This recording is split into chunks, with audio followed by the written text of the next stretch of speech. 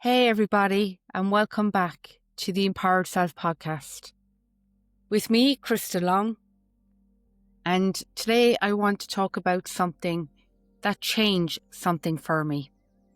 It's the quiet, radical act of loving what is. So wherever you are, whether it's walking, resting, driving, or maybe curled up with a cup of tea or coffee, let's take a moment.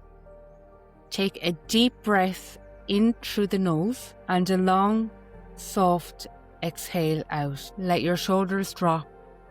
Let your breath remind you you're safe to be here just as you are. It's been almost 20 years since I was going through a difficult time with my mental health. Everything at that time felt heavy, like I was walking through fog with no clear path ahead. And then a book found its way to me, Loving What Is by Byron Katie. I still remember the night I was reading it so vividly.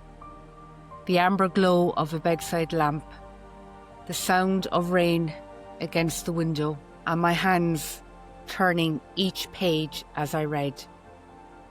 Then I read a line that stopped me cold. When you argue with reality, you lose, but only 100% of the time. Something inside me stirred that night because I realised I'd been arguing with everything. With my past, my body, my stories, and my emotions. All of it. Every argument was really a refusal to accept myself as I was. I didn't fully understand what loving what is and what it meant to me back then. But that sentence planted a seed, one that would take years to bloom into compassion. Healing, I've learned, isn't about fixing what's broken. It's about remembering that you are whole all along. It doesn't always look graceful. Sometimes healing is messy. Tears on the kitchen floor, long silences, tiny steps. Sometimes it's laughter, breaking through after months of grey. It's not about arriving at peace. It's about learning to sit with yourself until peace finds you. There's pain, and then there's the story we attach to that pain. This shouldn't have happened. I should be stronger. I am not enough. Self-compassion loosens that story. It whispers, you can be kind to yourself, even here, even when it's hard, even when you don't believe you deserve it yet. Byron Katie's method, the work, offered a way to question those painful thoughts gently but truthfully. Her 4 questions. Is it true? Can you absolutely know it's true? How do you react when you believe that thought? And 4, who would you be without that thought? Those 4 questions became my quiet medicine. They taught me peace isn't found by changing the thought. It's found by seeing through it. When I began to ask them, I noticed how my body responded. My breath would deepen. The tightness in my chest would ease. My heart would soften. As if it was inquiry itself was a form of love. A dialogue between my mind and my soul that said, you're safe to ask. You're safe to see. If you're listening now, maybe place your hand over your heart. Feel the rhythm there.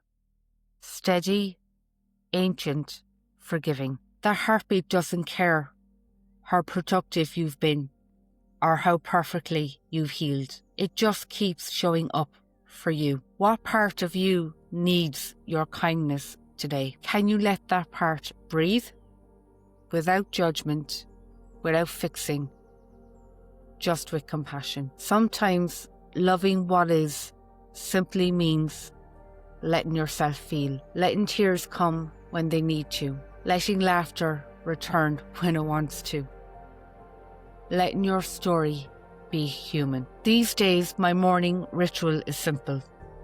Before I open my laptop, before I scroll, before I plan, I whisper an intention. May I meet myself kindly today. That's the practice.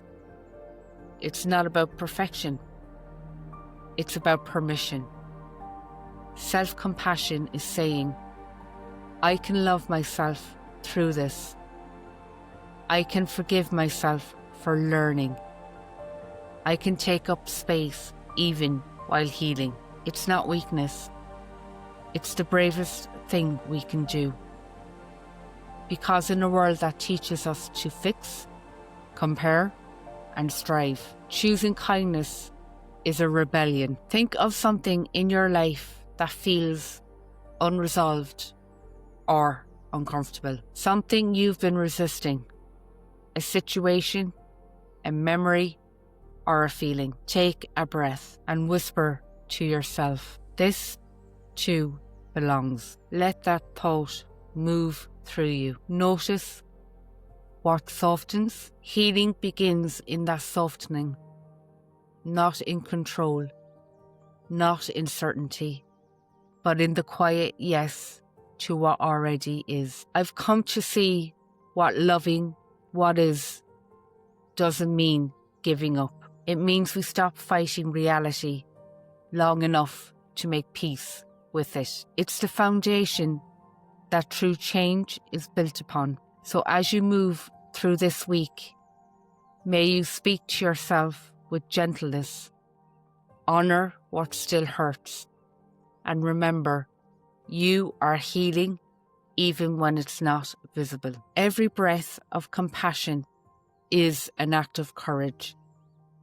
Every small moment of self-kindness is a step closer to wholeness. Thank you for sharing this space with me today. If this episode spoke to you, share it with someone who might need a little reminder that peace doesn't come from fixing. It comes from loving what's already here. You can find me over on Instagram at Krystal Empowered Self, and join me next time on the Empowered Self podcast every second Wednesday.